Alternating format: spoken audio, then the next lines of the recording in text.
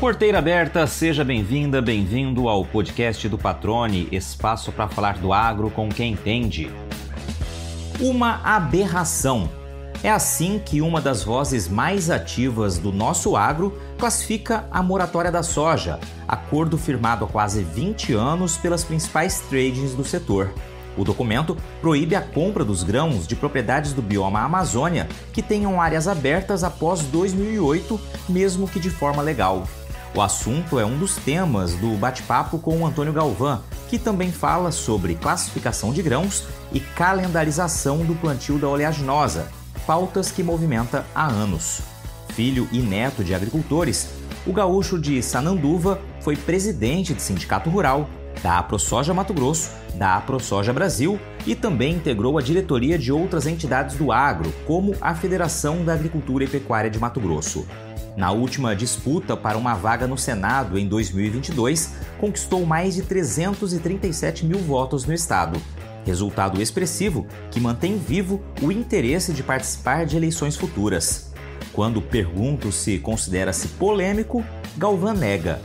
Diz que tem opinião forte e que, para mudá-la, é preciso argumentos sólidos que o convençam de que está errado, principalmente quando o assunto envolve o agro, setor que defende com unhas e dentes.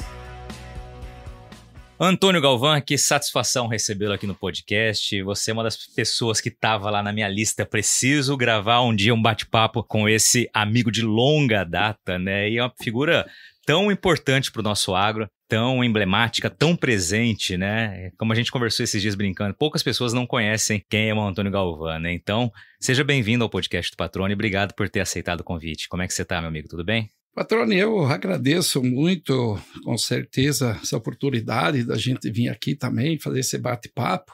Com certeza, há muitos e muitos anos que a gente já se conhece, desde o tempo de Centro-América, né? Acho que antes ainda, né? Desde a primeira fase do canal rural. Então, a gente já está aí, dentro do nosso segmento como representante de classe. Fiquei por 19 anos, desde 2005, na verdade está fechando agora em abril 20 anos. Então, como abril também a gente venceu, abril passado, venceu meu mandato na AproSoja Brasil como presidente, foram 19 anos que a gente ficou diretamente à frente de entidades, ou com o presidente lá do Sindicato Rural de Sinop, um período como vice-presidente, também aqui na própria AproSoja Mato Grosso, praticamente da sua criação, a gente participou também, vários cargos de diretoria, culminando também como presidente da AproSoja Mato Grosso, e a criação da AproSoja Brasil também em 2010, que aqui foi criada em 2005, a AproSoja Mato Grosso, a AproSoja Brasil foi criada em 2010, que na verdade tinha a AbraSoja, né? Mais antigamente se resgatou porque ela estava parada, mas começou a funcionar com o nome de AproSoja Brasil em 2010. Também participamos aqui numa gestão da própria Famato, aqui também como diretor, numa das gestões, o Mero Pereira, o falecido Mero Pereira, que Deus o tenha a dizer, um grande trabalho que ele prestou para o nosso segmento, como presidente aqui da Federação da Agricultura, depois como deputado federal, muito atuante, inclusive, no nosso Código Florestal, né? Uma grande força que ele deu. Então, é um prazer aí a gente estar aqui e no principal estado produtor hoje, que é o segmento que a gente defendeu todos esses anos, é o segmento que a gente milita. É o nosso segmento. Nascemos na agricultura, meu pai sempre agricultor, meu avô sempre também viveu do campo, e diz que a família toda, o que a gente tem de conhecimento que foi retratado pelo pai da gente, sempre no campo. E a gente continua no campo também até hoje. Maravilha, Galvão. 19 anos, daqui a pouquinho eu vou trazer uma perguntinha após esses 19 anos aí. Mas já que você falou da família, me fala um pouquinho da tua origem, né? Você é natural de onde? Como que foi a tua história? Você já falou, né? Origem no campo desde sempre. E qual região tu nasceu do Rio Grande do Sul? Que cidade? De lá pra cá, como veio essa vinda para Mato Grosso? Patrone, a gente era natural do Rio Grande do Sul. O sotaque não muda. Por mais que a gente viveu só 21 anos lá no Sul, na verdade, depois eu mudei para o Paraná, nasci em 1957, hoje tenho 67 anos completo, faz aniversário em 13 de novembro, foi de 57 que a gente nasceu. Em 79 eu migrei para o Paraná, onde a gente ficou 7 anos morando lá. E em 86, tanto a gente via aqueles programas de televisão, mostrava Mato Grosso, aquela produção, e olha que naquela época eu já não estava mais na agricultura. Como todos os meus outros irmãos, outros 5, somos 6 irmãos na família, hoje meu pai é falecido, minha mãe também é falecida, eles já tinham saído da agricultura, estão na cidade, sobrevivem sobre outras atividades, Eu digo numa pequena propriedade, que nem a gente se criou lá no sul, lá em torno de 12 alqueires de terra, seja lá 30 hectares, não é fácil, a gente sabe o quanto é difícil a vida do pequeno produtor rural. Também fui arriscar fora, dizer da atividade diretamente, aquela terra está até hoje lá, que era do meu pai e da minha mãe, como herança de nós filhos, no caso. Mas já no Paraná a gente já deu umas beliscadas com amigos lá também, em lavoura de novo, mais propriamente em Guarapuava, morei na Sulina, era distrito Chupinzinho, hoje é município. Fui a Guarapuava, a gente já ajudou a fazer alguma lavoura. E 86 acabou culminando aquele sonho que a gente tanto via do dito Mato Grosso. Viemos aí para Sinop, onde a gente está até hoje, já há mais de 38 anos. Começamos aí trabalhando com extração de madeira, mas não teve outro jeito como não voltar para a atividade, principalmente no Mato Grosso, que era aquele sonho, que você via aqueles programas. Já naquela época já tinha enormes lavouras aqui, mais ao sul do estado, mais próximo aqui de Diamantino, já na década de 80, 79, aí 80 que a gente já via esse programa, e em 86 acabamos vindo para Sinop morar. E não teve outra forma, a terra muito barata naquela época, por mais que a gente precisava ter um dinheirinho, tinha seu custo, a gente conseguiu adquirir algumas terras, até esse trabalho que a gente fez da extração da madeira, vendia essas toras nas serrarias, e aí a gente acabou voltando para a atividade e é produtor rural até hoje. Então foram aí já longos anos, 67 anos de idade, 21 anos no Rio Grande do Sul, o sotaque não saiu. Aí a turma te pede, você é gaúcho? Aí eu até brinco com todo mundo. Digo, gente, se tu me perguntar onde é que eu nasci, com muito orgulho, eu digo, eu nasci no Rio Grande do Sul. Mas não tem como a gente não tratar hoje como ser matucho. Porque mais de 60% da vida da gente, 60% mais ou menos, porque mais a gente viveu no Mato Grosso. A gente ajudou a construir esse Mato Grosso como tantos outros gaúchos, outros paranaenses, catarinenses, paulistas. Onde tem grão, sempre falo, tem as raízes dos gaúchos.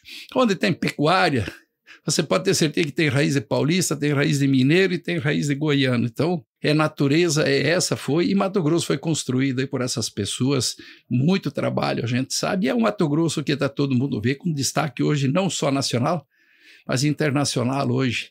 Quem vem para o Brasil para conhecer agricultura, quem vem para o Brasil para conhecer pecuária, eles querem vir para o Mato Grosso para ver essa exuberância que nós temos aqui em produção. Isso é um sentimento de orgulho, né, Galvão, de você até narrar rapidamente um pouco dessa tua trajetória, assim como de outros colonos, outros imigrantes, outros nativos daqui que também construíram a nossa agropecuária, falar que hoje é uma referência para o mundo e quem passa no Brasil para conhecer tem que obrigatoriamente passar por Mato Grosso, senão não conheceu a agricultura. Qual o sentimento que te dá isso? Olha, é muito orgulho, né? Porque a gente imaginava que tinha tudo para acontecer num estado como Mato Grosso, mas não tão rápido. O sonho, principalmente nós que fomos lá para o norte, até que esse demorou um pouco para acontecer, que era a saída para o norte, que vem aquela velha história, diz que os últimos amanhã pode ser os primeiros, né? Então hoje o norte, como está interligado pela BR-163, que era um sonho muito antigo, até inclusive antes da gente até vir morar aqui, já tinha essas sessões de pavimentar, a estrada já estava ela concluída, foi concluída em 75, segundo a história, mas se demorou muito para pavimentar ela, para poder se usar ela, que aí temos uma exuberante navegação hoje lá em Miritituba, no município de Itaituba, pelo rio Tapajós, coisa que quando a gente era aluno, foi para a escola, falava do Xingu, Rio Xingu, reserva do Xingu, falava em Tapajós, e a gente um dia veio morar tudo aqui perto da onde a gente tanto viu falar na escola, o professor dando aula de história para nós, uma geografia, tentando localizar onde fica esse Xingu, onde fica esse Tapajós, a gente está aqui hoje usando, explorando. Então demorou um pouquinho, dizer, para concluir essa rodovia, pavimentar a rodovia na prática, a gente esperava que isso tivesse acontecido antes, mas felizmente aconteceu, está aí rodando, e hoje você veja o norte do Mato Grosso, estamos com o preço da produção, praticamente, eu não vou dizer igual aqui do sul, mas aqui mais embaixo, Nova Mutum, hoje já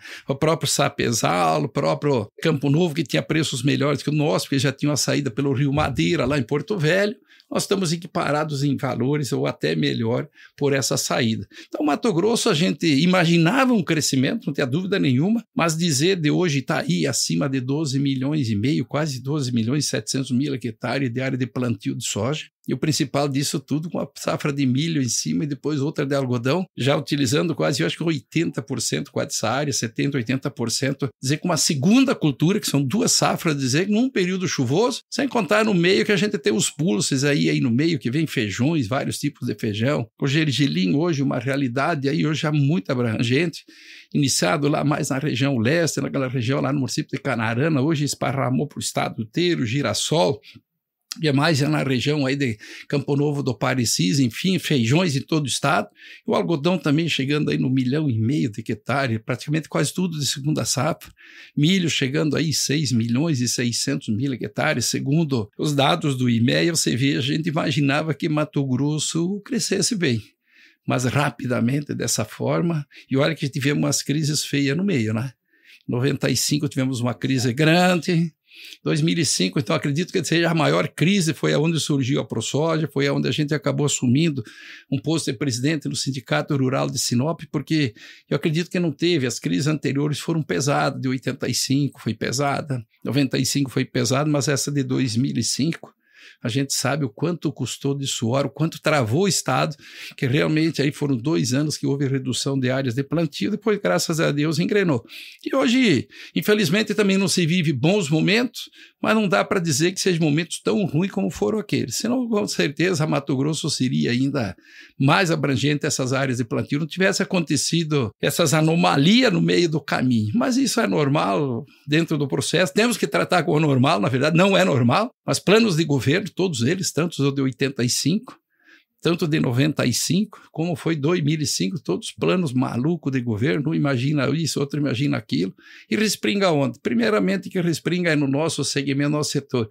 Infelizmente veio parar no comércio, foi muito abrangente, principalmente as regiões do Brasil todo, principalmente em 2005, que acabou pegando o comércio muito pesado, da onde a agricultura já predominava e era o carro-chefe, dizer, da economia. Exatamente. Você falando, Galvão, eu fui passando um filme na minha cabeça. Eu, assim como você fez 20 anos, completando aí 20 anos de liderança, 19 de liderança, 20 anos aqui que você falou logo no começo. Esse ano também para mim é muito especial, porque completo 20 anos, né, de jornalismo agro. E eu, um cara da cidade que se apaixonou pelo campo, e por contar essas histórias do campo, sempre que me perguntam eu falo isso, me recordo muito bem de 2006, que foi um reflexo do que aconteceu em 2005. Então ele é um momento muito emblemático para a nossa história, do nosso agro, especialmente para a região médio-norte, mais ao norte de Mato Grosso, né? Me fala um pouquinho dessa época, você já sabe muito bem do que a gente está comentando aqui.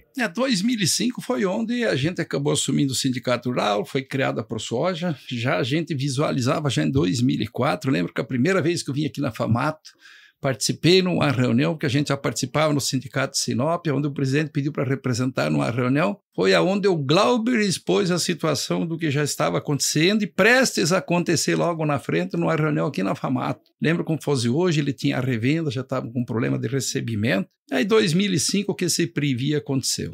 Realmente foi uma lástima, principalmente que Mato Grosso, naquele período, plantou uma área muito extensa de arroz, porque veio anos bons, 2002, 2001, 2003, até metade de 2004, realmente estavam preços assim excelentes, com custo muito alto para comprar aquisição de máquinas, os próprios insumos, porque o valor do insumo e o valor de máquinas, eles acompanham o que o produtor pode pagar, não é que eles vão pelo custo de produção. Naquela época você vê que em 2004 nós vendíamos arroz aí acima de R$40, soja acima de R$45 lá em Sinop. Pegar milho, R$22, R$23, lembro como fosse hoje. Aí, de repente, quando passou o segundo semestre do ano de 2004, começou a cair valores. Sei que foi na colheita de 2006, aí veio a crise, realmente foram nos preços. 2005, aliás. 2005, onde o arroz que vendia aí R$42, R$43, acabava se pagando aí R$8, R$10, depois chegando a cair a R$6 uma saca, com custo acima de R$30. Foi um pesadelo. Soja veio pela metade do preço, R$22, R$23, R$24, R$25, aí dependendo do período do ano, mas na colheita era 22, 23, se vendia a 45. E aí, 2006, aí quando a gente acabou fazendo o grito do Ipiranga, que aquilo foi o tratoraço, que daí foi mostrado ao governo que realmente a situação era gravíssima. Felizmente, nada aconteceu ao produtor. Foi mal protelada as contas jamais para o final do ano, para ver que solução se achava. Aí agravou ainda mais a situação, principalmente da soja, que era o carro-chefe em 2006, a soja vindo para R$13, R$14 na nossa região. Lá no norte, aqui no sul, se vendia um pouco melhor. Foi o pesadelo. Aí foi aonde surgiu o dito chamado Grito do Ipiranga, o famoso Grito do Ipiranga. Aí foi quando foi definido trancar rodovias, porque o governo não sinalizava, como não sinalizou, na verdade, só protelou dívidas. A gente achou que viria algum tipo de desconto, alguma coisa melhor, mas na verdade foi só protelação de dívida. E olha, muito produtor teve que vender propriedade, que a gente acompanhou muito de perto com o presidente do Sindicato Rural. Como já membro da diretoria aqui da própria ProSoja, a gente veio acompanhando essa lástima de quantos produtores acabaram saindo da atividade. Mas graças a Deus, a gente foi superando isso tudo. Já 2007 para 2008 já o mercado começou a melhorar, porque houve redução de área naqueles momentos. Realmente, Mato Grosso reduziu a área, muitas outras regiões do país, porque a crise foi no Brasil inteiro. Mas, logicamente, em Mato Grosso, com super safras e distância onde está o centro consumidor, com os fretes muito caros, porque tudo é rodoviário e praticamente, como é até hoje, tudo rodoviário. Foi muito difícil aquele momento de ser superado. Mas a gente, como não desiste, é muito forte sempre, o produtor rural é teimoso, porque para quem trabalha com o céu aberto, temos o teto como céu, uma hora a gente pede chuva, outra hora a gente pede para que a chuva pare, como é o momento que estamos vivendo hoje, já com muita umidade, já se perdendo algumas lavouras aí, dizer que não conseguindo colher. A soja é perecível, sim, ela vem a dar problema, pode perder lavouras inteiras, como eu já perdi parte de lavoura inteira sem poder colher, nem avariado se não conseguir colher. Hoje estamos na iminência disso, o tempo não arrumar. Mas foram 2 anos de ser difícil, 2004 para 2005, 2005 para 2006. Graças a Deus, de 2006 para 2007, a gente começou a respirar de novo. 2007 para 2008, a coisa começou a engrenar. 2008 para 2009, já estávamos assim, dentro da normalidade que era a lavoura. Muitos conseguiram se recuperar, a grande maioria conseguiu pagar essas dívidas, custou suor. Lembro das minhas coletadeiras, que a gente protelou elas para pagar mais para frente, porque não tinha recurso naquele momento. Sei que quando chegou a pagar a última prestação, a máquina não valia o valor da prestação. Mas, graças a Deus, a gente conseguiu superar isso tudo. E de lá para cá, teve 2015 com uma ameaça, de repente, que parecia que tinha uma sina, né? 85, 95, 2005, e graças a Deus conseguimos escapar de 2015. E hoje já estamos em 2025, né? Que são os outros 10 anos, também com a dificuldade, hoje os preços também bastante achatados. Quem paga arrendo hoje não está viabilizando lucro na atividade, ainda quem é dono da propriedade, se você não contar o custo da terra, você consegue sobreviver. Mas quem paga arrendo hoje também vem com dificuldade dentro desses atuais valores e o custo de produção. O que essas crises, esses momentos difíceis, deixou de ensinamento? Olha, a gente tem que ser muito persistente. Isso é a primeira coisa que te deixa muito de ensinamento, né? E também o que a gente pega eu só agradeço dizer, porque a gente tirou um tempo muito grande, você que tem acompanhado o Patrone, principalmente, como você está aí com 20 anos dentro da área, estamos juntos com 20 anos. Quando entrei no Sindicato Rural como presidente, você entrou na área também como repórter, como jornalista, veio acompanhou tudo isso de perto, hoje com programas próprios de vocês, trabalhando. Eu acredito que a persistência da pessoa, a insistência da pessoa, eu sempre falo que você carrega na veia esse dom que foi dado aí, acredito que seja por Deus, a gente ser o produtor rural, porque alguém tem que fazer alguma coisa.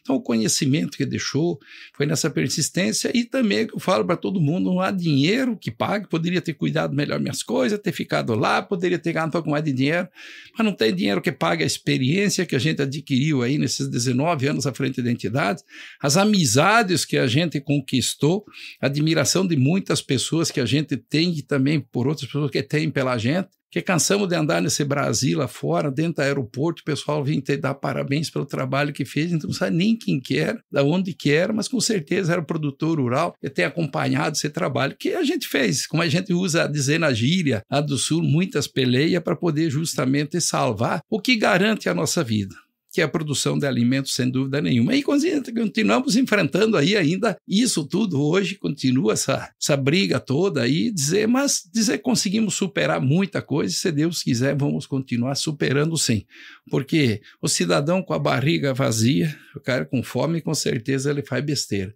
e a gente não gostaria que ninguém vivesse besteira, por isso que tem que ter o alimento disponível para a pessoa. Lógico que nada é dado, aí tem programas sociais, mas nada é dado, mas quando você não tem disponibilidade, nem tendo recursos para comprar, como temos muitos países, como a gente ouve aqui muito, a própria Venezuela, a própria Cuba, a própria Coreia do Norte, esses países de esquerda, principalmente aquela esquerda radical, E mesmo que você tenha o dinheiro, não tem o alimento para comprar. Você não consegue comprar o que você quer mesmo com dinheiro no bolso. Isso é muito difícil. E a migração, com certeza, de italianos, alemães, poloneses, que aconteceu naquela década de 1880 até 1900, principalmente aqueles 20, 30 anos, 40 anos, você sabe que todo mundo que veio da Europa veio não por causa de guerras.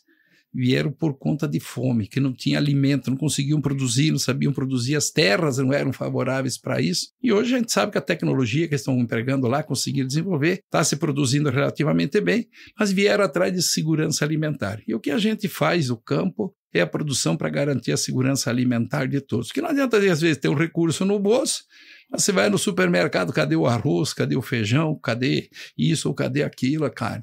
Então a gente sabe que já passou muito disso. E a gente já tem acompanhado a própria Europa, os próprios Estados Unidos aí, que tinha muita gôndola de supermercado, principalmente a Europa, já faltando alimentos ano passado, ano retrasado, para fazer reposição. E vão dizer que eles não têm dinheiro para comprar?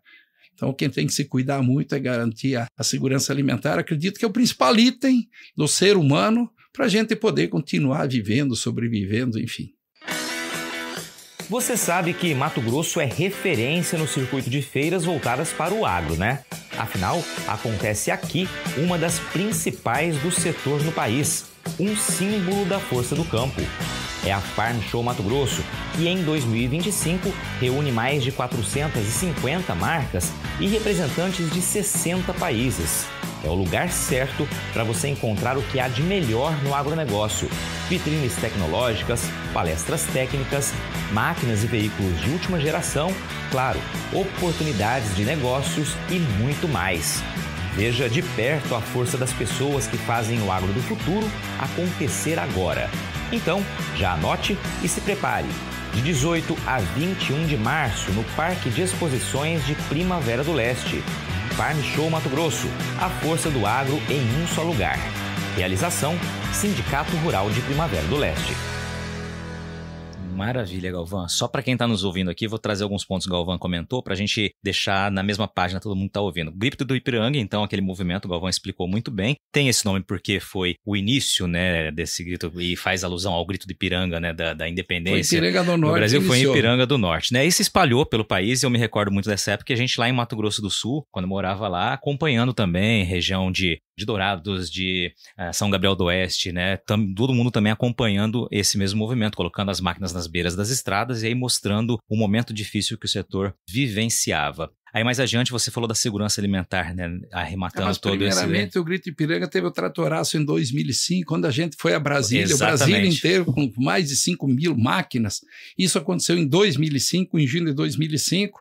Não se resolveu problema nenhum naquele momento, não se deu a facilidade. Aí em abril de 2006 que surgiu o Grito Ipiranga e damos o nome de Grito Ipiranga, fomos nós mesmo, o grupo lá da nossa região, porque esse Grito Ipiranga iniciou Ipiranga do Norte. Então foi por isso que foi colocado como Grito do Ipiranga, como houve o Grito Ipiranga na independência do Brasil, nós também queríamos buscar a independência do setor que garante a segurança alimentar. Então foi Tratoraço em 2005 e o Grito do Ipiranga em 2006, né? São imagens muito emblemáticas. Aí você citou, né, as máquinas quando pagavam as parcelas, elas valiam menos do que a própria parcela. Então se passou mais um filme na cabeça aqui. Eu lembro de algumas situações de arresto de máquinas, né? O pessoal buscando as máquinas no campo, enfim. Teve tudo que alguém possa imaginar aquele período para cima do produtor de Foi em 100% dos produtores, não. Mas o produtor que tinha corrido um risco, alguém investiu um pouco a mais, às vezes numa segurança, todos sofreram esse problema de arresto, ou de lavoura, ou de máquina, ou de alguma coisa, aconteceu arresto, e muitos. E aí você falou em segurança alimentar e fez associação, né? As pessoas que não fugiram da guerra, mas da própria fome, da falta de condições de produzir. Vale a grande menção de que durante os últimos anos, né, foi tentado, inclusive, foi levado o nome do Alisson Paulinelli saudoso para concorrer como Prêmio Nobel da Paz, justamente pelo trabalho de desenvolvimento da nossa agricultura que permitiu que deixássemos de ser importadores de alimento para exportadores, né, e ícones referências na produção de alimento, justamente essa associação de paz por termos comida suficiente. Acho que vale sempre trazer isso para quem não é do campo, né, Galvão? Lembrar e entender um pouquinho do que fala-se tanto sobre isso. Posso dizer para ti que foi uma covardia não dar esse reconhecimento ao Alisson Paulinelli, que um país do tamanho territorial. Sabia que até na década, aí, chegando nos anos 80, nós éramos importadores de alimentos. E dali para frente começou essa revolução e ele foi um dos grandes mestres dessa revolução, não só para abastecer o Brasil. Nós importávamos Mas logo na sequência começamos a superar a necessidade e ajudar lá fora, como nós íamos buscar fazer o contrário, mandar para fora alimentos, como hoje a gente dizer, eles produtos somos os maiores exportadores. Eu acho que foi uma covardia quem faz voto não ter feito esse reconhecimento aí em vida, o Alisson Paulinelli, amigo pessoal da gente, com certeza. Exatamente. E aí, para fechar dentro dessa sua fala, um ponto que eu acho que é muito importante destacar aqui como opinião própria também, você falou, né, da nossa capacidade de produzir alimento e a gente não sabe, graças a Deus, graças ao trabalho que vocês desempenham no campo, a gente não tem uma falta de alimento no Brasil. Países que passaram, por exemplo, por guerra, valorizam extremamente os produtores rurais, justamente porque sabem o que foi ficar sem alimento. Eu, quando estive 10 anos atrás numa viagem, você fez várias e vai ter mais referência do que eu, evidentemente, a países da Europa, como, por exemplo, na própria França, né, que a gente tem tantos embates aí, muitas vezes, com a política francesa, mas na própria França, cidades que foram devastadas pela guerra e hoje conseguem produzir um pouco de alimentos, os produtores são realmente muito, vou dizer, agraciados, não seria nem idolatrados, mas tem uma admiração muito grande da população. Acho que esse registro também vale, né? Quando você sente a falta de alimento, há esse reconhecimento. A própria sociedade urbana desse trabalho que a gente sabe que ele é extremamente dificultoso. Tem momentos bons que dá para se ganhar um bom dinheiro? Tem. Mas tem momentos que aquele dinheiro, todas as vezes que você ganhou, dependendo do que você fez, tem uns momentos muito difíceis. Então, o reconhecimento, que eu acho que é a palavra correta de quem vive na cidade, e hoje você sabe que praticamente 90% aí em muitos países desenvolvidos, o Brasil é exemplo, também moram nas cidades, então depende de quem produz esse alimento no campo, para dar essa segurança alimentar, sem dúvida nenhuma, né, Patrone? Exatamente. Deixa eu só colocar um ponto que é curioso dentro da produção aqui, porque a gente, todo momento, a gente é atacado, usa veneno. Gente que está nos ouvindo, nós nunca usamos veneno, porque veneno é tudo aquilo que está em excesso. Até água, quando você resolve beber 5 litros de água numa pancada, com ela abaixo na barra, você vai ver que vai te fazer mal. Então, na verdade, o que a gente usa na nossa agricultura, nossa lavoura, nossa pecuária, seria o remédio da planta, o remédio do bovino, como é o remédio do ser humano. Só que deram para o nome chamado de remédio para o ser humano lá, inventaram de chamar de veneno. Mas um fato bem curioso com essa história de querer tratar o defensivo agrícola, o remédio das plantas ou dos animais com veneno, eu acho que você acompanhou em 2001, quando o Sri Lanka, os maravilhosos, aqueles maravilhosos caras que conhecem tudo, proibiram de usar o defensivo agrícola lá, proibiram de usar os fertilizantes químicos, e o que aconteceu? Quando foram fazer colheita, onde é que estava a colheita deles? Não colheram nada. O que aconteceu? A população invadiu todos os palácios de governo. Até hoje estão procurando o primeiro-ministro e o presidente para decapitar eles, para prender eles. Por quê? Porque o povo ficou sem alimento. Por quê? Na proibição desses malucos de plantão que tem por aí, que aqui tem um monte, aqui no Brasil também, que em Cuiabá tem um monte deles, que quer tratar isso de veneno. Tudo é veneno quando se usa em excesso, tudo que você possa imaginar. Pode pegar o alimento que você achar que foi feito ele orgânico, se tu comer demais, ele se torna veneno. Então, lá no Sri Lanka, foi um caso curioso, aquele ano proibiram tudo, a população ficou sem alimento, foi uma revolta geral da população, onde o primeiro-ministro teve que correr, que lá é primeiro-ministro, presidente da República, foi retratado muito na mídia, ali em 2001, esse assunto. Então, você veja que nós estamos tratando de produtos químicos, com certeza, tem que saber utilizá-los dentro dentro do receituário, nada é feito. E aqui tem uns malucos de plantão que toda hora vem falar, tem contaminação. Como existe um grau de contaminação aceitável, que não faz mal para o ser humano, mas nenhum fala que todos esses produtos, essa pequena contaminação que tem, está dentro do aceitável feito pela OCDE, que é a Organização Mundial, que mede justamente, junto com a Anvisa, junto com tantos outros órgãos que fiscaliza isso, que está dentro dos padrões aceitáveis, aquela contaminação que não traz dano nenhum para quem se alimenta deles. Então, só para ter um pouquinho de conhecimento que isso aconteceu lá no Sri Lanka. E se acontecer de proibir o Brasil, de amanhã parece um louco, um presidente maluco, que nós já temos um lá meio doido, dizer que nós não podemos mais usar defensivos, nós não podemos mais usar fertilizantes químicos, o que vai sobrar? Não vai ter comida nem para os brasileiros com tudo que nós produzimos de excedente para o mundo inteiro. Galvão, e lembrando, né, para quem está nos ouvindo aqui, já inclusive foi tema do podcast aqui em edições anteriores, o Brasil é o único país do mundo que trata os inseticidas, que classifica inseticida, herbicida e fungicida como agrotóxico, né? Essa palavra só existe aqui, em nenhum país do mundo faz a referência a esse nome, né? Então, vale também essa lembrança. E aí, só para trazer o ponto tradicional que a gente tem aqui no podcast, Galvão, qual é a tua primeira lembrança, a tua primeira imagem quando você pensa lá quando criança no campo? Qual é a primeira lembrança que vem na tua cabeça? Olha, a primeira coisa que eu lembro que ao dia que nós pudemos carregar um baldinho, nós já ajudava a ir tirar leite. Já tinha que carregar alguma coisa, já tinha que levar. Ou pegar um restinho de comida, levar para os porcos para comer. Então a gente começou a caminhar, já começou a ajudar. Você era bom tirador de leite ou não? Olha, era muito bom, mas na verdade o pai obrigava a gente a tomar leite, que eu acabei com o tempo não gostando mais de tomar leite, como hoje também não tomo leite, mas adoro o queijo, viu? O queijo, e esse não faz falta, nunca faz falta lá em casa. Inclusive traz um estoque lá do sul, lá com as minhas polentas aí, que volta e meia a gente coloca, aí sem dúvida nenhuma, um vinho da colônia, mas a gente desde que lembro que conseguiu carregar algum pezinho, alguma coisa que já dava para ajudar em casa, a gente sempre trabalhou. Por isso essa história de que o fulano, idade tal, não pode trabalhar, fazer, isso só veio acabar estragar qualquer país, qualquer pessoa, qualquer situação. Em qualquer idade, algum tipo de trabalho, depois de 2, 3, 4 anos, você consegue fazer com certeza, ou buscar alguma coisinha para a mãe dentro da casa, ou fazer não sei o quê, tudo é trabalho. Quando não está lá a mãe lá com 3 aninhos de idade, vai buscar tal coisa para a mãe lá. É um trabalho, mas tem que começar. Conforme você for crescendo, o trabalho vai ficando maior. Porque quem não costuma trabalhar de pequeno, com certeza que depois de grande dá uma preguiça, né? E aí aparecem esses vadios que a gente encontra em volta aí, marmanjão. Como é que a gente já batizou eles? Já batizaram os nem querem trabalhar, nem querem estudar e nem querem fazer nada. Enquanto o pai e a mãe estão vivos, tem os bestas que sustentam, quer ver quando eles morrem, o que esse povo vai fazer, né? Falando em trabalho, Galvão, vamos lá. Eu falei que ia perguntar a você dos 19 anos. Após os 19 anos, né, você disse, ano passado, em abril, terminou o seu mandato na ProSoja Brasil, encerrando momentaneamente um ciclo aí de 19 anos de atividade sindical, à frente de entidade. Com o presidente, como que tá, né? De abril para cá? Como é que você administrou essa mudança? Bom, nesse meio aí ainda, quando a gente estava à frente de entidades, né, o 2010 deu a vontade de eu se olhar como é que a política brasileira, de ter pessoas mais sérias, eu disputei uma vaga para deputado estadual naquele momento. Tomei um desânimo tão grande com a política de que ninguém mais me pega.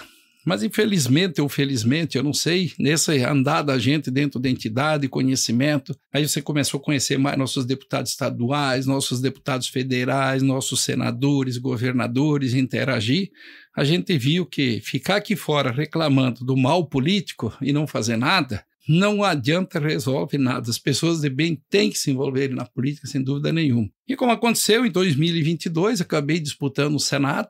É o segundo cargo da República Brasileira, não tem dúvida nenhuma. Muitos me perguntaram, mas como que te dá, sei lá, não veio nem vereador, nem nada. Digo, gente, o nosso problema é Brasília. E eu acredito que tenho toda essa capacidade, sim, como a resposta que foi dada numa eleição totalmente orgânica da gente aqui, fizemos lá 337.003 votos. E os apostadores, entendidos de política, principalmente aqui da capital, diziam, ou até apostavam que eu não faria nem 50 mil votos naquele momento. E olha, a gente superou os 337 mil votos totalmente orgânicos. Então isso pessoas de bem têm que se envolver, e o ano que vem tem uma política de novo. Eu acredito que a gente vai estar envolvido novamente numa eleição aí com o pré-candidato, aí a própria senatória novamente, que eu acho que credencia pelos votos que essas pessoas nos deram. E a gente participou muito ativamente no ano passado na eleição para prefeito e vereadores, que tudo começa no município. Tudo começa, nós vivemos num município, nós temos uma delimitação de um estado, mas é no município que acontecem as coisas. Então a gente participou muito e deve o ano que vem estar aí junto novamente nesse assunto aí, né? Então a gente nesse meio tempo também, a gente foi para a política partidária e está continuando na política partidária, né? Maravilha, Galvão. É isso aí, o Galvão fez uma campanha orgânica, como ele destacou aqui, conseguiu uma marca expressiva de votos. Quanto que precisava para entrar? Né? Era uma vaga só. Era uma vaga só. O Hélito Fagundes já vinha aí de 32 anos dentro do nosso Congresso, com 24 anos de deputado federal. Foram 6 mandatos, aí já estava com mandato também de senador, que são 8 anos, ele se reelegeu. Cheguei em segundo lugar nessas alturas, onde foi disputado com 7 candidatos, né? Inclusive candidatos fortes, que eram deputado federal e tudo, aí amigo nosso aí também, umas polêmicas em volta aí, mas não deixa de ser amigo da gente quando conhecido e convivemos um pouco juntos, sim, nas nossas lutas já da crise desde 2005, 2006. Polêmica, você falou. Você se considera um cara polêmico, Galvão? Depende da forma, do ponto de vista de ver, porque eu sempre tive opinião. Eu sempre me manifestei dentro daquilo que eu achei que era uma injustiça colocada, principalmente contra o nosso setor ou contra as pessoas que atuam dentro do nosso segmento. Então, às vezes, muitas pessoas tratam ou acham que a gente seja polêmico, mas eu sempre calculava, inclusive as nossas reuniões, às vezes até para a própria entidade, com os próprios amigos nossos dentro da diretoria, eu digo, vocês me apontem onde é que eu estou errado.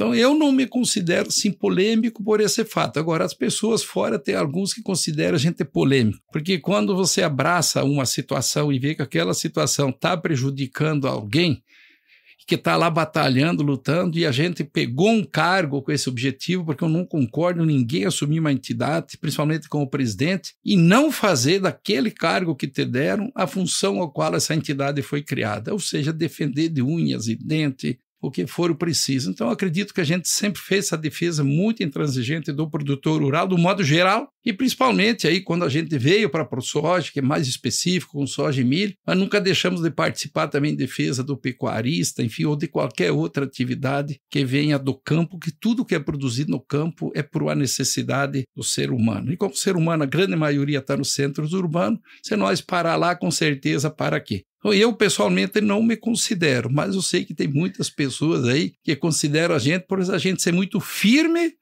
em pontos que realmente a gente não concorda, como está sendo discutido aí, que foi na minha entrada lá no sindicato lá de Sinop que surgiu a dita chamada moratória da soja e está aí se discutindo aí, né, Patrone? E não tem como você ficar fora, porque casualmente foi instituída em 2006, em julho, a moratória eu tinha assumido o Sindicato Rural de Sinop como presidente em setembro de 2005 e está até hoje se arrastando essa situação aí, né? Então não tem como você não ser transigente em cima de uma aberração como é o caso da própria moratória da soja, né? Antes da gente entrar em detalhes aqui da momento atual da moratória da soja e você poder falar bastante, falando ainda em polêmica, você falou que tem uma opinião muito forte, né? E você tem uma voz muito firme, fala alto, as pessoas, né, já sabem as suas características, né, Galvão? Agora, as pessoas conseguem, de que maneira, mudar a sua opinião? Ou você nunca muda a opinião? Como que você é convencido aí? Eu sempre coloquei uma situação, me convença. Me traga uma coisa que diga que seja melhor do que a gente está discutindo. Me traga uma decisão, uma situação, alguma coisa. Se você me trouxer uma coisa que me convença e que seja melhor do que nós estamos buscando, eu mudo, vou junto. Agora, se você vier aqui só dizendo que o cara está errado e não tem uma proposta para você melhorar ou para que seja melhor, você não tem como alguém te convencer de alguma coisa. E acredito que até você, Patrone, e todos aí que estão me ouvindo, com certeza, eu tenho a mesma opinião. Então, por isso que a gente era muito insistente, que esse assunto aí que nós vamos entrar da moratória da soja, que é uma vergonha dizer, não tem o que se discutir, tantos outros assuntos aí que tem no meio essa classificação de soja, que está aí estagnada até hoje. Eu já fui mais para o Sindicato Rural em 2005, já indignado com essa palavra, era aquela P, né? E a gente dizer, tá aí hoje ainda sem dar uma solução adequada a ela, né? Teve um melhoramento em 2007 com a instrução normativa número 11, mas infelizmente a gente também, todos os trabalhos que a gente fez com a ProSoja, a nossa diretoria quando eu era presidente, depois a continuidade dada pelo Fernando Cadori como presidente, também a diretoria dele, mostramos tudo esse produto é 100% utilizado, não tem nada que muda tanto assim dizer daquele grão porque tá feinho, não está com aquele aspecto tão bonitinho, com aquele grão extremamente bonito, de qualidade. Nada, zero, e está lá estagnada dentro do Ministério da Agricultura, infelizmente, e não se chegou numa solução onde viesse reduzir um pouco esse tamanho de desconto que é tirado do produtor e é usado pela indústria 100%, tanto no milho como na própria soja, sem dúvida nenhuma. Então, tá aí os trabalhos, foram trabalhos refeitos, a própria questão dessa data, essa calendarização, fizemos 3 pesquisas com pesquisadores renomados também, mas prevalece muita coisa que a política é sem vergonha, por conta do poder de alguns, ela trilha em favor sempre de uma minoria já bastante abastada, em detrimento da grande maioria dizer que é do médio para o pequeno produtor rural, né? Infelizmente. São assuntos todos polêmicos, daí me chamam de polêmico. Como que vai ser polêmico nos assuntos desses, né? E esses não saem na ponta da língua, né? É, quando você prejudica milhares de pessoas em benefício de meia dúzia, como é que você não tem que ser polêmico dentro que você assumiu aquele cargo para você defender aquele segmento? Então, são assuntos aí entre classificação oratória, a própria calendarização inventada sem pesquisa nenhuma e assim por diante, né? 2025 é um ano especial para um grande parceiro aqui do podcast, a Agrosol Sementes, que celebra com alegria 25 safras de história, dedicação e crescimento junto ao agronegócio brasileiro. Oferecer as melhores soluções em sementes, sempre com foco em qualidade, credibilidade e inovação, é um compromisso da Agrosol. O time da Agrosol está próximo aos produtores rurais, entendendo as necessidades do campo e construindo parcerias duradouras em busca dos melhores resultados e contribuindo para a sustentabilidade da agricultura.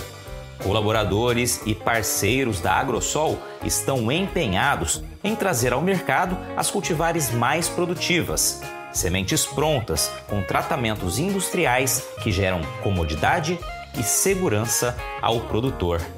É um cuidado e um comprometimento que se traduzem em resultados satisfatórios para o campo e em confiança dos clientes. Agrosol, 25 safras com as melhores sementes para o sucesso de quem produz. Você está ouvindo o podcast do Patrone, agroinformação com quem entende. Vamos lá, vamos para a moratória, que é um assunto que está ainda em vigor, na mídia, inclusive, né? Só para a gente colocar aqui para quem está nos ouvindo, que não seja do campo e esteja acompanhando, a moratória da soja é aquele acordo, o Galvão falou, assinado em 2006, que diz que áreas abertas após 2008 no bioma Amazônia, mesmo que de maneira legal, ou seja, conforme diz o Código Florestal, mesmo assim essas áreas, a produção de soja dessas áreas está excluída da compra das grandes tradings aí, né? Que vendem o grão para a Europa, né? E isso acaba prejudicando, na prática, centenas, milhares de produtores aqui em Mato Grosso e em outras regiões do país que também estão ali no bioma Amazônia. Bom, Galvão, expliquei muito rapidamente. Aí você já trouxe um pouquinho dos impactos, né? Eu queria que você falasse para que as pessoas entendessem, né? Qual o impacto negativo da moratória, por exemplo, nos produtores ali da região mais ao norte do estado que estejam no bioma Amazônia e de que maneira isso também prejudica não só quem está no campo, mas toda a sociedade.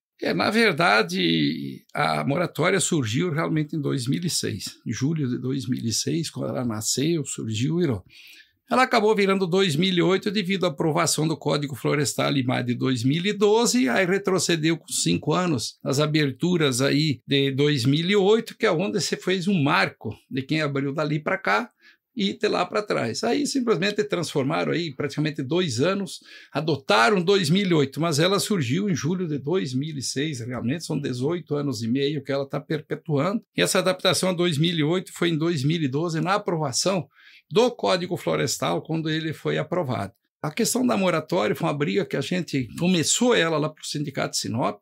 Ainda até hoje, a pessoa do Wilson José Redivo, que veio me substituir como presidente do sindicato, é ainda o sindicato mais forte que atua dentro de Mato Grosso em cima desse assunto. Ela veio apertando tanto o produtor rural que hoje tomou essas proporções que estão aí, dizer, alarmantes, porque reuniu-se aí mais de 100 prefeitos com o governador agora no ano retrasado. No ano passado você trouxe aí 100 e tantas câmaras de vereadores, representantes, porque isso começou a atingir os próprios municípios. E quando você falou da abertura de área, por exemplo, a vida inteira, a Biov e hoje a ANEC, que são as duas entidades que representam aí os compradores de soja, seja os exportadores, esmagadores e tal, não eram tantas empresas na época, eram 12, 13 empresas que faziam parte, hoje já é um grupo muito maior, e você falou que não comprariam daquelas áreas. Não é verdade que seria naquelas áreas. Não só daquelas áreas. Você sabe que muito bem que eles pegaram o CPF lá do Patrone, que ele legalmente, aqui também, vamos deixar muito claro que nós estamos falando aqui de conversão de área ou desmatamento, como queiram tratar.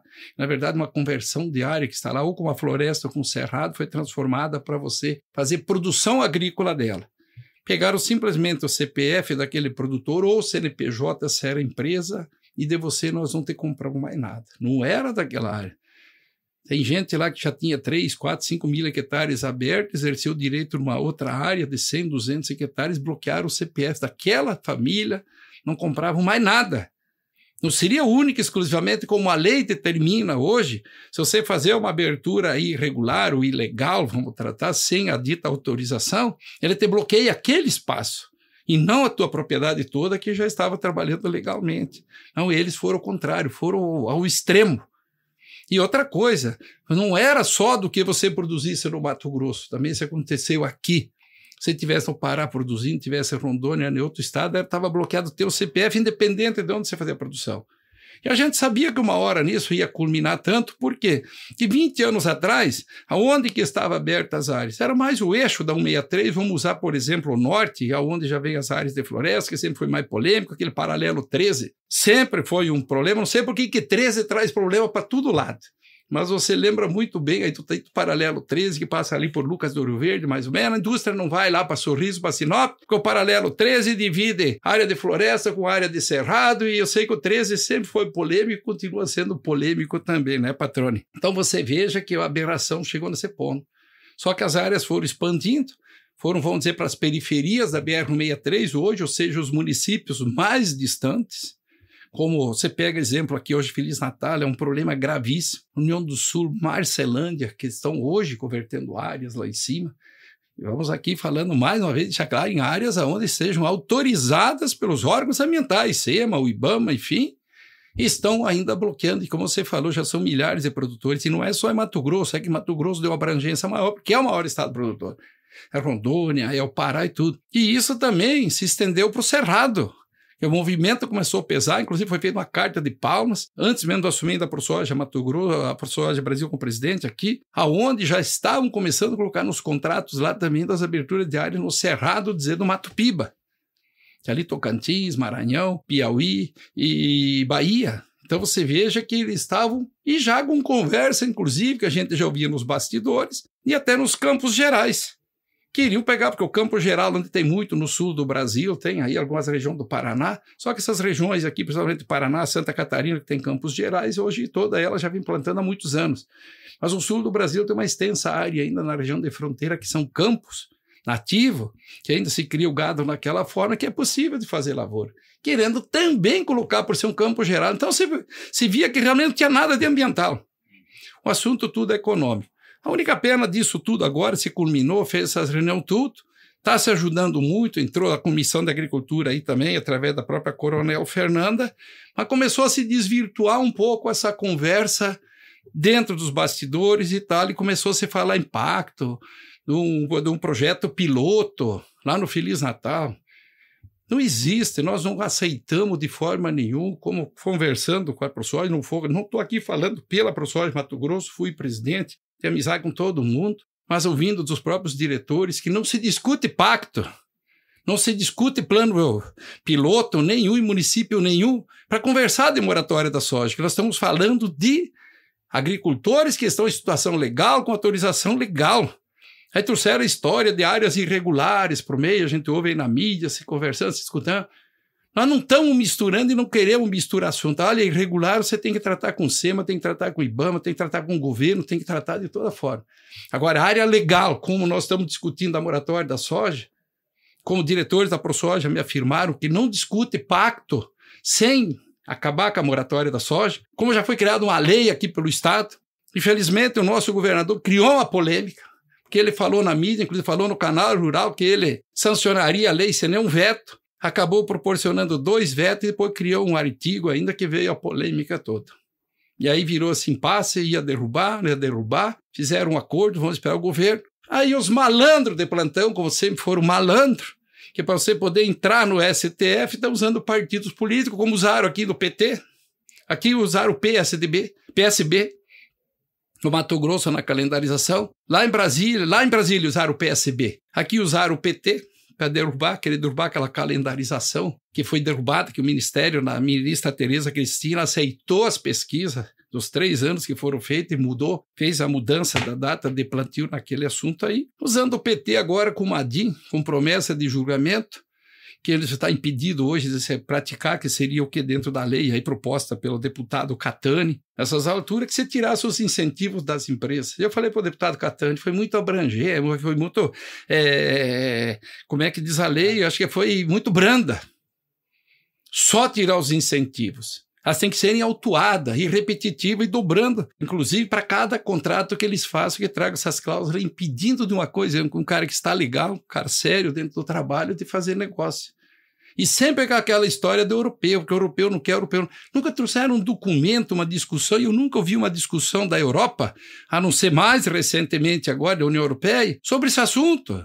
Sempre vieram com aquela história do europeu desde 2006, 2007, 2008, até agora, que agora sim existe uma discussão. Inclusive, até botaram uma data aí, a partir de janeiro de 2021, não compraria, adiaram de novo, a gente sabe que era para ser implantada nesse ano, e agora vem com essa discussão toda.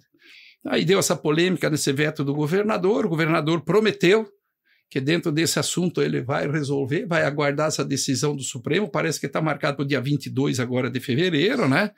Independente, se realmente eles manterem do governador entrar com ele, com a outra lei aqui, para realmente coibir em definitivo. Então, não tem por que se discutir pacto. O produtor rural não quer nem ouvir, inclusive a gente recebe ligação direta de produtor rural. E que pacto é esse que estão querendo discutir? Ou que a ProSoja vai discutir? Ou que não sei o que vai discutir? Digo, não tem, a ProSoja não está discutindo, a informação que eu tenho deles, os diretores, que pode discutir um pacto depois que cair a moratória da soja, para achar uma forma de falar para os europeus que isso aqui encerrou, mais moderadamente, não sei. Mas todo mundo sabe que o que o europeu está fazendo aqui é tentando prejudicar um país que tem uma larga escala de produção, tem uma condição de dobrar, e falo para você até quase que triplicar dentro do nosso território brasileiro, a produção de alimentos. Se ninguém faz a conversão de uma área ou desmata uma área por belo prazer, é por demanda de alimento justamente do urbano. Então, falar em moratória da soja é extinção, não tem discussão com pacto e nem plano piloto, como eu já estava sugerindo de fazer um plano lá no município de Feliz Natal. E quando você tem irregularidade na área do cidadão que ele fez, fala sem documentação apropriada, isso vai ter que se fazer em outro trabalho. Então não vamos misturar mais irregularidade com legalidade. Nós estamos discutindo legalidade, e ilegalidade, a moratória da soja é totalmente ilegal da forma com que ela está colocada. Maravilha, Galvão. Abri o verbo aqui, eu vou só explicar para o pessoal que não ficar perdido aí brevemente. Primeiro, com relação ao pacto ambiental de conformidade da soja, né? Ele foi proposto pela deputada federal Coronel Fernanda, como o Galvão mencionou aqui, que é deputada federal por Mato Grosso. Ela que ano passado conduziu vários embates também para buscar a extinção da moratória. Ela tem nos ajudado, só para esclarecer, exatamente. Na Comissão da Agricultura, ela faz parte da Câmara Federal, tem ajudado no CADE, mas não sei por que surgiu essa conversa de pacto, que é essa que nós não concordamos, é o único ponto. O restante ela tem ajudado bastante. É isso aí. Esse pacto ambiental, então, proposto, né, colocou sentadas na mesma mesa ali as lideranças da ProSoja representando os produtores, lideranças da Abiov, da NEC, como o Galvão comentou, e uma das reuniões foi na semana agora, nos últimos dias aqui em Cuiabá, o Galvão participou e aí trouxe essa opinião que ele bem manifestou aqui, né, discordando completamente de discutir um pacto ambiental nesse momento, entendendo que isso pode gerar ali um tempo maior para definição quanto à moratória. Ganhando tempo, como a Abiov sempre fez. Exatamente. A moratória da soja, né, para a gente explicar, já trouxemos o que o Galvão falou sobre o governo. O governador de Mato Grosso, Mauro Mendes, né, sancionou uma lei, né, que foi proposta pelo deputado Gilberto Catani aqui em Mato Grosso, que justamente retira os incentivos das empresas que estejam aqui em Mato Grosso praticando a moratória da soja, sendo excluindo do mercado produtores, como o Galvão bem explicou. Essa lei, né, agora passa por um processo de judicialização, ela está no STF por conta de um pedido feito pelos partidos que o Galvão até mencionou aqui, o pedido de uma ADI, né, uma ação direta de inconstitucionalidade, vai ser julgada pelo STF entre os dias 22 e 29 de fevereiro, é quando está o calendário previsto aí. Bom, explicado esse ponto, Galvão, você abriu o verbo aqui, vamos lá, vou dar espaço para você trazer mais um assunto polêmico que você queira aqui, debater um pouquinho mais aqui, a gente caminhar para a reta final. Olha, eu acho que o assunto maior, polêmico e o que mais tem trazido problema para o produtor é essa situação da moratória da soja, sem dúvida nenhuma, porque ela não está afetando o produtor rural somente. são justamente as arrecadação dos municípios. Os prefeitos não vieram aqui no governador à toa, que são os municípios que a gente citou, principalmente aqueles. E quem está plantando aqueles municípios? Normalmente tem muita gente que está nas cidades principais nossas aqui, ou seja, morando em Sinop, ou morando em Lucas do Rio Verde, ou morando dentro de Sorriso, ou Mutum, enfim, nas principais cidades nossas, dos polos de produção. E por que esses prefeitos vieram daí também? Porque acaba refletindo nos nossos municípios. Quando você leva um problema lá do interior, aonde que esse pessoal vem fazer muita compra? É nesses municípios. Se caiu renda daquele município, cai a renda do outro também. Então o problema hoje se instalou dentro dos municípios na arrecadação. O estado de Mato Grosso já vai sentir isso, já está sentindo muito. Por isso que ela tem que se dar um fim nessa moratória. E na verdade a produção, eles ampliaram ela junto com as outras empresas, por isso que fechou cerco, na verdade, que antes era só não comprava, na verdade, patrônio, um assunto que a gente esqueceu aí, não colocou, ele só não comprava a produção. Agora de 3 anos para cá, eles não estão vendendo mais nem os insumos para aquele produtor que está naquela lista negra deles, que não fez nada de ilegal, nada de irregular, está totalmente legal, está naquela lista negra, inclusive não vende mais a produção e está começando a ter muito problema. Só para deixar claro aí para o nosso ouvinte, nós não concordamos, fui eu que comecei essa bronca, essa briga lá pelo Sindicato de Sinop, a nossa diretoria, à época eu era presidente. Redivo fez um grande papel nesse trabalho também, porque naquele primeiro momento também a ProSoja não deu muita importância, porque ela estava nascendo, a própria ProSoja, a própria federação, mas eu sabia que uma hora ele ia implodir, que ele ia pegar o estado todo, e não é só o estado de Mato Grosso, pega Rondônia, pega todos os estados hoje que fazem parte da Amazônia, são os principais, e também os estados hoje que está no Cerrado, porque ela estava se propagando, aumentando, sendo fora, saiu fora da primeira origem e dizer que era Amazônia. Então você vê que eles queriam expandir. Então não tem nada de problema ambiental, nada, zero de problema ambiental, tudo é problema econômico. Quer defender o produtor rural, dizer europeu, defende, mas não querendo prejudicar outro em detrimento disso. O governo que faz algum plano dele, se eles prejudicaram tanto o produtor lá, taxaram tanto o produtor lá que hoje ele não consegue sobreviver. Inclusive a última reunião que a gente participou dos grandes produtores de oleaginosa no mundo, nós fizemos em Londres em 2019, 2020 era para fazer no Canadá, daí veio a pandemia, não queríamos fazer, onde reunia ali todos os países produtores, lá estava representando a Inglaterra, estava a Alemanha e estava a França dos produtores de oleaginosa, trazendo e aquele chororô dos produtores rurais. Só que eles têm um incentivo governamental, que na época eles falavam que eles tinham 1.000 euros por hectare que o governo dava para ajudar a subsidiar a agricultura dele. Aí se eu ganhar 1.000 euros aqui, $1.000 aqui, do governo para me ajudar, eu também vou fazer aquele brigueiro que eles fazem lá. Então eles têm que achar um jeito de tributar menos o produtor lá, travar menos a produção, porque ele consiga sobreviver com a produção dele, como nós sobrevivemos aqui com a nossa produção. É isso que a Europa tem que buscar e não nos querer prejudicar aqui em detrimento de favorecer eles lá. Muito bem, Galvão, vamos lá para o nosso ping-pong aqui. Agora são perguntas tradicionais que a gente tem aqui, jogo rápido, tá? Primeiro, qual a pergunta que você, Antônio Galvão, gostaria de responder um dia que não fizeram ainda? Aquela pergunta pode ser lá na frente da vida, pode ser agora. O momento que você pensa, olha, podiam me perguntar isso, nunca me deram essa oportunidade de responder. Agora você me pegou aí, viu, patrone? Vamos lá. Uma pergunta pode dizer que muita gente vai falar, mas como que você aguenta isso? Mas já me perguntaram. Porque a pressão é grande. Eu acredito que quando você tem bastante fé e dedicação e sabe que está sendo feito coisa errada contra as pessoas que você assumiu o compromisso de defender, a gente está aí para isso, né, patrone? Muito bem. Uma outra pergunta aqui bem mais simples é uma curiosidade sobre você, que as pessoas mais próximas só aí conhecem. Olha, eu quando estou em casa eu não gosto de sair. Às vezes a gente vê a gente andando para todo canto, para cá, para lá, tá, para o estado, estava fora, país, aí, precisando quanta gente, entidades. Mas eu sou bastante caseiro. Eu chego dentro de casa lá, eu me inteiro com alguma coisa, por isso que até já estou morando, tem um quintal bonito, muita fruta, muita coisa. Sempre se inventa alguma coisa para fazer. Eu gosto de ficar muito em casa mesmo. Eu vou te perguntar uma outra curiosidade aqui, que certamente... Quando a gente pode, né? Quando dá certo. Exatamente. Uma outra curiosidade que veio ao longo desse bate-papo, as pessoas que estão ouvindo aqui, ouviram você comentando sobre quando as pessoas têm um argumento, me convence que eu estou errado, eu sou convencido. Eu troco de opinião se for necessário. Você lembra de alguma vez que aconteceu isso? Olha, não, porque eu sempre entrei em assuntos, viu? Eu sempre entrei em assuntos que a gente tinha a proteção do nosso produtor. Como citei aqui, calendarização. Quem que está... As três pautas aqui. As três pautas. Então, você não tem dizer Como te convencer de uma moratória da soja que está certa, está correta? Como se convencer dessa classificação de grão que está correta? Principalmente depois de fazer todos esses trabalhos aqui que a Universidade Federal fez no ganho de peso de animais, com soja praticamente 100% avariada, com grão de milho 100% avariado, ganho de peso tudo igual.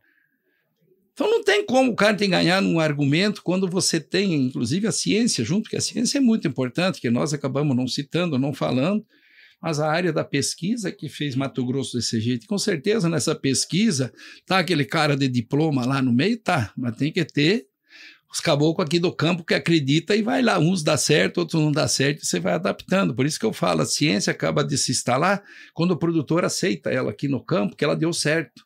E muitos erram, sabe? Mas ninguém erra com o intuito de errar. Com certeza que erram tentando acertar, porque só não erra quem nunca tentou fazer. Não tenha dúvida nenhuma, né, Patrone? Muito bem. E aí, Galvão, as pessoas quiserem conhecer um pouco mais sobre o Galvão, ver ali, você está nas redes sociais, qual que é o caminho que o pessoal te acha aí? Olha, eu normalmente é telefone, que a gente tem lá, hoje devo ter 12, 15 mil. Telefone agendado também, a rede social da gente, aí se procurar por Galvão, você vai encontrar ela lá e com certeza absoluta, que diz que quando trata a gente de polêmico, muita gente gosta, e muita gente gosta, porque mais de 337 mil votos não vieram à toa e orgânico do estado inteiro de Mato Grosso, 100% dos municípios onde a gente teve voto. Então não tenha dúvida nenhuma, né, Patrone? Maravilha, Galvão, quero te agradecer, cara, e dizer que polêmico ou não, né, eu gosto muito de você. Você é um cara, as pessoas que te conhecem com essa proximidade que a gente, né, de certa forma tem, sabem que você, ao mesmo tempo que fala alto, que, né, é impositivo, traz ali a opinião muito forte, você é um cara extremamente presente, um cara carinhoso, um cara que é acolhedor, um cara que está sempre buscando auxiliar não só o setor, mas aqueles que fazem o setor. Sou testemunha disso. Quantas e quantas vezes, né, você já nos atendeu pelo Canal Rural, né, no passado, no presente, certamente no futuro também vai atender, e sempre buscando trazer o ponto de vista do campo, o seu próprio ponto de vista, e assim ajudar a construir uma informação, uma comunicação também mais assertiva. Então te agradeço aqui também publicamente e dizer que gosto muito de ti, cara. Você é um cara que realmente faz polêmica ou não, mas está sempre atuando pelo setor. Obrigado por esse bate-papo. Você veja mais um motivo que a gente tem que ser muito sério no que faz, né? Que a gente não fala baixo.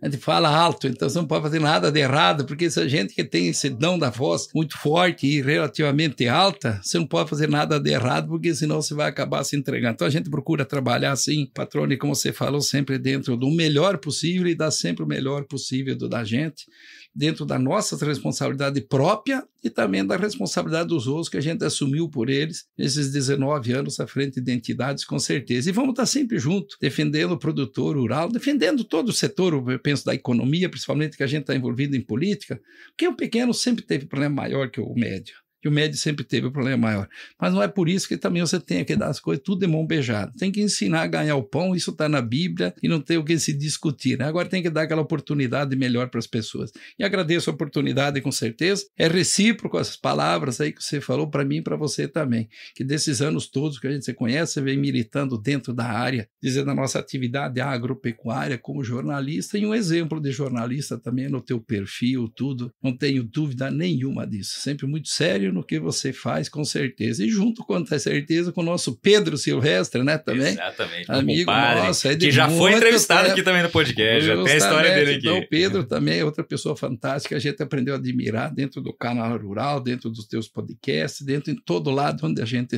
esteve com certeza. Como o Glauber também, né, que faz parte também desse sistema, amigo da gente, como falei, conheci ele em 2004, já criando uma situação na época, alertando da crise que nós íamos estar, e hoje amigo da gente até hoje. Maravilha, obrigado, Galvão.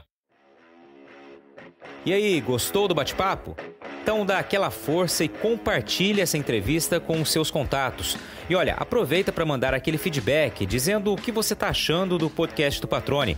Pode criticar, elogiar, sugerir temas e pessoas para dividir boas histórias aqui nos próximos episódios. É só enviar uma mensagem lá no Instagram para @LuizPatrone que a gente troca uma ideia, viu? Então, gente, sucesso da porteira para dentro, força e fé da porteira para fora e vamos que vamos. Você ouviu o podcast do Patrone, agroinformação com quem entende.